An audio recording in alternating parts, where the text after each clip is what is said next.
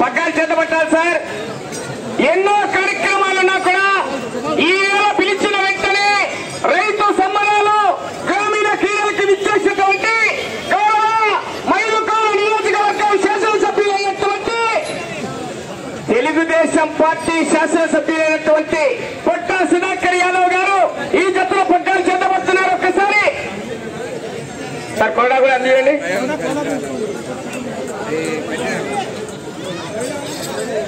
Sir కోడా తీసుకుంటా sir. ఒక్కసారి చెప్పండి కొట్టాలి. ఒక్కసారి గట్టిగా కేకలు రావాలి. మరి